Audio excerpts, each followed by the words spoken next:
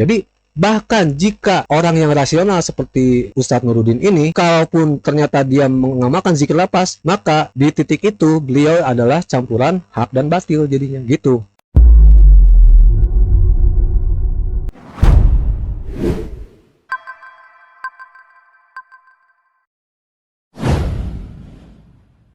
Ilmiah itu dijangkau dengan cara pengalaman atau pengetahuan empiris melalui indera kan, dan hasil dari mengindera objek apapun itu disimpulkan dengan rasional atau secara rasional begini, atau disingkatkan begini, antara empiris dan keputusan rasional. Jadi permasalahannya adalah akidah atau mengenal Tuhan itu bisa tidak dengan ilmiah. Nah, Ustadz Nuruddin juga tidak bawa dalil sebenarnya. Cuman karena kebetulan sama-sama Islam, dia bawa dalil, dan itu pun dia pun guru gembel juga akhirnya bawa dalil kan. Tuhan tidak bisa dicapai dengan nalar. Iya. Itu tetap kalau zatnya iya. Gitu loh. Nah, Ustadz Nuruddin itu mengunci, ayo kita bahas ilmiahnya dulu.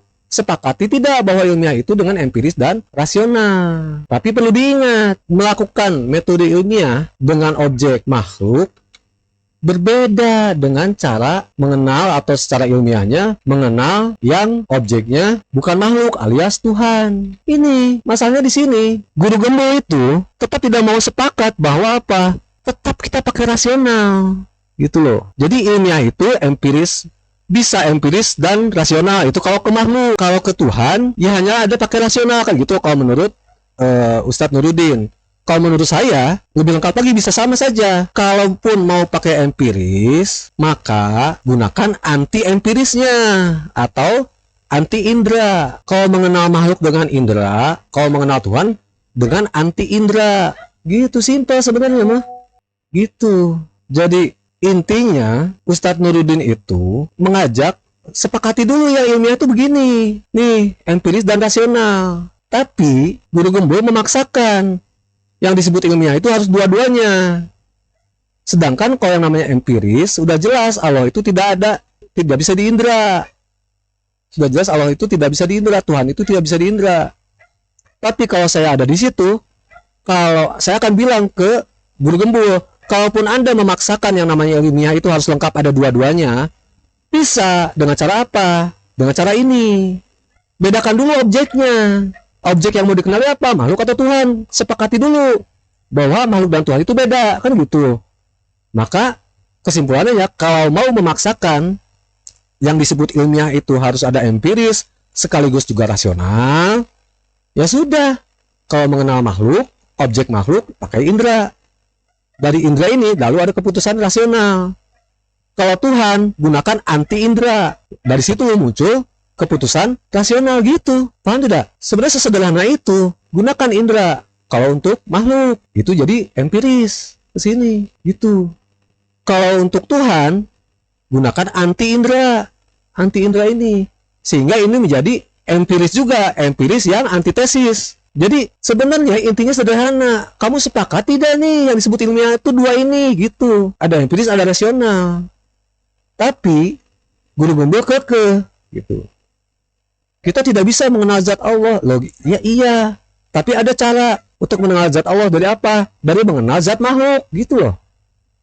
Makanya, bolak-balik blekok, saya tadi memunculkan kriteria Tuhan yang pasti diterima setiap akal, gitu. Jadi ketika kita ajak rapikan ke sini, saya yakin tuh, ending dari pembicaraan ini, ya ke sini. Saya yakin orang-orang yang bicara di sini, selain Ustadz Nuruddin itu, berusaha menyadarkan guru gembul itu ke arah ini, ke arah itu yang tadi tuh, ini tadi, ini, ya, gitu.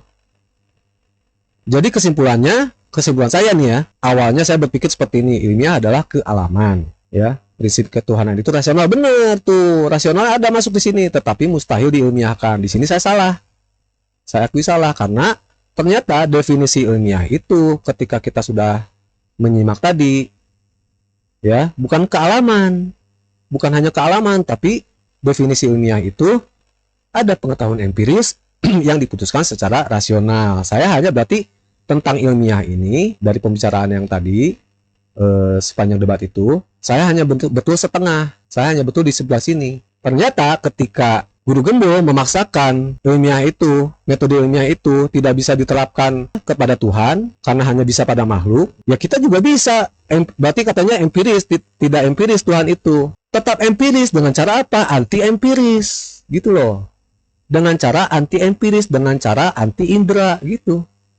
Cukup dengan membandingkan makhluk dengan Tuhan yang betul-betul berbeda gitu. Jadi kesimpulannya, benarkah ini? Ya, kesimpulannya adalah saya setengah benar. Ketika ilmiah itu artinya adalah ini, pengetahuan empiris yang diputuskan secara rasional. Nah, masalahnya guru gembul mengunci empiris ini harus dengan indera gitu.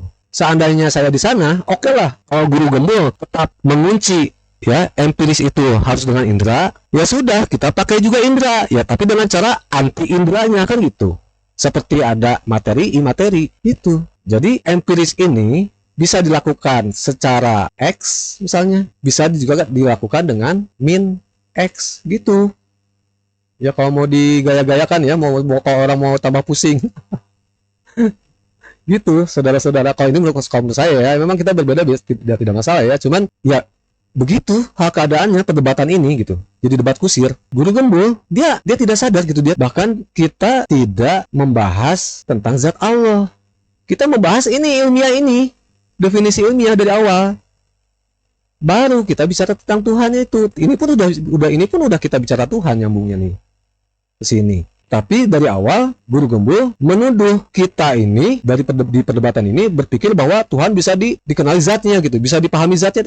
Kita tidak ke arah situ. Jadi benar perumpamaan tadi dari Ustadz Nurudin tadi. Kita tahu bahwa mobil itu dibuat oleh Henry Ford gitu kan. Kita udah tahu, ya udah yakin aja tahu, Bang. Kita yakini udah. Tapi tidak menutup pintu untuk kita meneliti si mobilnya itu gitu. Termasuk begini, kita cukup tahu bahwa Tuhan itu laisa kamitslihi syai'un, tidak bisa dipersepsi dengan panca indera, beda dengan mempersepsi makhluk. Maka, tapi tidak karena kita terbatas, tidak bisa mempersepsi Tuhan, melihat Tuhan pakai indera, tapi tidak tertutup jalan kita untuk mempersepsi Tuhan dengan anti indera. Itu sesederhana ini sih sebenarnya. Tapi sepanjang tadi diberi kesempatan bicara pun dia tetap larinya ke nuduh kita ini mau so tahu tentang zat Tuhan atau hakikat Tuhan. Tidak, padahal kita di sini, kita tuh masih di sini.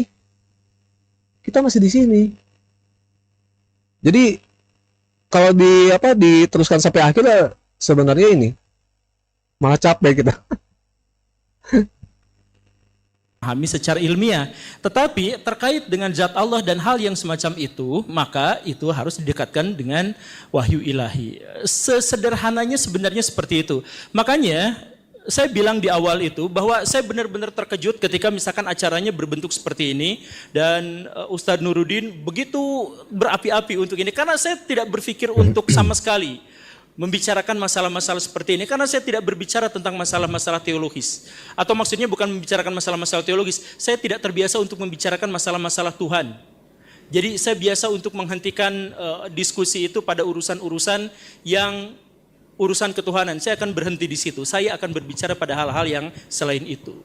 Nah, jadi kalau misalkan tadi ada begitu banyak pertanyaan tentang saya dan kemudian ada yang meragukan tentang saya dan sebagainya, oke, saya terima itu. Tapi satu hal yang ingin saya tekankan adalah bahwa saya ingin sekuat-kuatnya mensucikan Allah Subhanahu wa taala dari berbagai upaya penalaran manusia yang sangat terbatas dan sangat tidak absolut itu untuk bisa memahamkan pada sesuatu yang sangat absolut. Karena saya sejak awal sudah menekankan hal-hal yang semacam itu, maka diskusi-diskusi ini sejak awal sudah saya remehkan. Bukan karena meremehkan ustadznya, bukan karena meremehkan apanya, tapi karena diskusi yang semacam ini adalah diskusi yang bagi saya sudah final.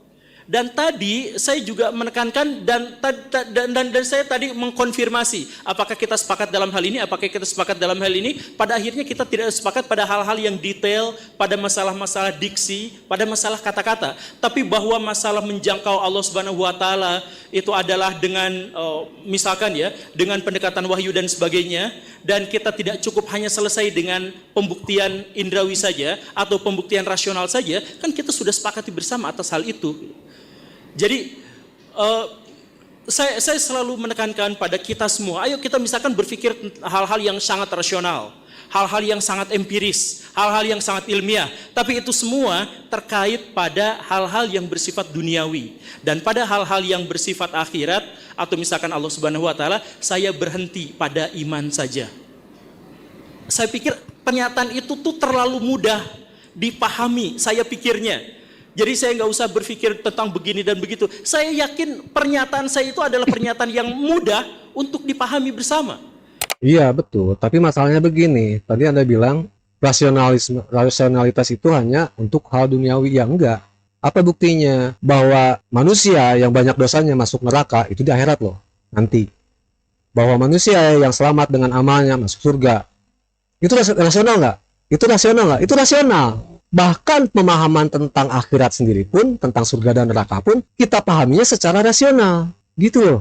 Secara rasional, kita katakan, kita pastikan mustahil ada orang berbuat syirik seumur hidup sampai mati dalam keadaan menyekutukan Allah masuk surga.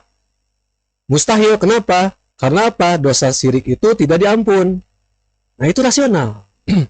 Dan rasionalisme itu kita bawa bukan hanya untuk urusan dunia, tapi untuk urusan akhirat. Jadi yang disebut rasional itu menyangkut dunia dan akhirat, menyangkut yang materi dan imateri, menyangkut yang zahir dan yang batin. Kalau empiris, iya betul.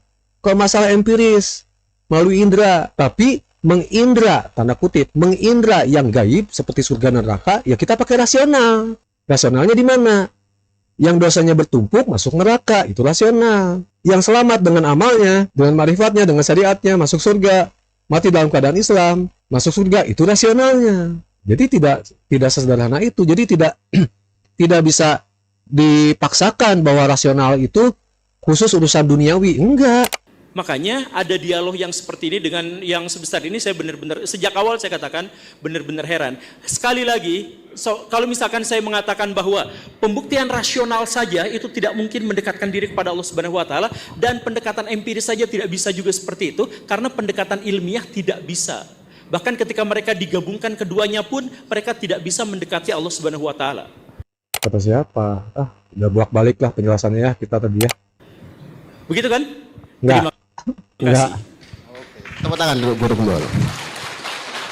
Selanjutnya pada Pak Nurudin, 3 menit kami persilakan. Nanti cari di medsosnya saya atau Pak Guru Gembul ya. Beliau itu meremehkan tema diskusi ini. Tapi Bapak tahu nggak? Yang nantangin duluan tuh beliau loh.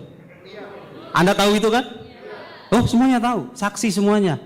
Kok bisa dalam pikiran saya, kok bisa orang nantangin tapi nggak datang dengan argumen dan referensi gitu loh. Ya mohon maaf gitu loh, Anda kan yang menantang saya.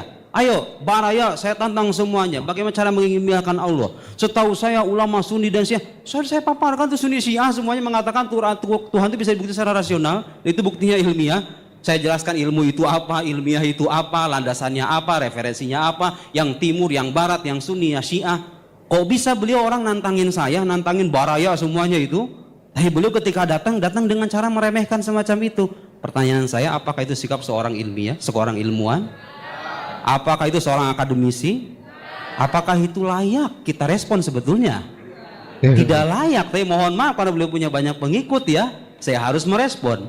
Betul. Makanya betul kan, dari awal juga saya bilang, kok mau-maunya sih sekelas Ustadz M. Nurudin ya, yang membahas masalah mantik, ilmu mantik, menanggapi Guru Gembul gitu. Ternyata itu rahasianya di belakang itu tuh ya. Ya sekali-kali memang harus digeplak sekalian gitu. Kalau orang yang kebanyakan bacot tuh gitu ya. Ini akan disaksikan oleh para pengikutnya. Amin wajahid man jahid. Yang mau percaya, yang mau ingkari silakan. Ahlan wa sahlan. In alaina illal balag. Khalas. Ya, saya menyampaikan terserah. Mohon maaf semuanya kepada para netizen, kepada para YouTuber, kalau bicara sesuatu jangan bicara sebelum Anda membaca. Ya, bicara sesuatu berdasarkan kapasitas Anda. Saya ingatkan dengan ayat Al-Qur'an, wala taqfu ma laysa laka bihi ilm. Innas sam'a wal basar wal fuad kullu ulaika kana anhu mas'ula. Jangan ikuti apa yang kalian enggak tahu. Jangan ngomong kalau enggak tahu. Nggak tahu akidah, nggak belajar akidah, nggak baca referensi utama, kok ngomong bicara akidah tidak ilmiah, Tuhan itu ada atau tidak sama saja. Begini menurut saya akidah versi saya. Ya salam. Betapa nikmatnya jadi netizen zaman sekarang ya. Terus apa kabar yang kuliahan tahun-tahun itu? Sampai bertunggus lumus. Mohon maaf Bapak, saya di Al-Azhar itu nulis tesis hanya sebagian bait dari kitab ini saja, yang tipis ini saja. Tahu nggak berapa halaman? 900 halaman Pak. 900 halaman bahas hanya sebagian manuskrip dari Jawharat Tauhid ini saja. Ketika ada orang mengatakan akidah tidak ilmiah, saya membayangkan ini seorang pembaharu abad 21 gitu loh. Ya salam, ternyata yang kita saksikan hanyalah asumsi dan pendapat pribadi saja. Mudah-mudahan ini sudah menjelaskan bagi semuanya. Saya tidak memaksa Anda untuk mempercayai apa yang saya tahu, tapi mari kita jaga akal sehat kita untuk tidak terpengaruh dengan pikiran-pikiran yang tidak rasional. Sekian, wassalamualaikum warahmatullahi wabarakatuh.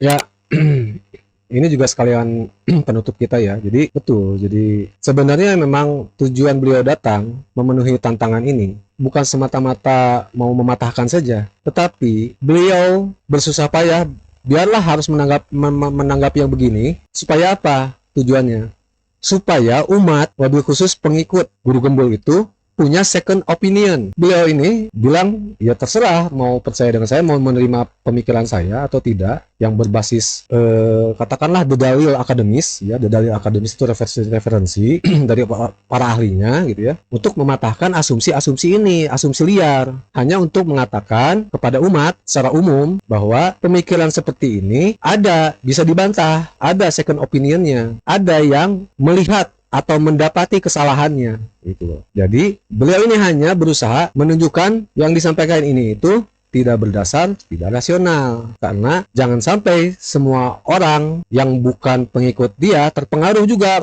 jadi ikut ke sini gitu loh. Jadi itu sebenarnya. Jadi intinya masih sama seperti yang dilakukan di Tauhid Hakiki Pusaka Madinah. Tauhid Hakiki Pusaka Madinah itu untuk hadir, untuk meluruskan yang belok, yang bengkok, dan memperhalus yang sudah lurus. Tapi tujuannya bukan mewajibkan yang bengkok itu harus lurus, tidak memaksa.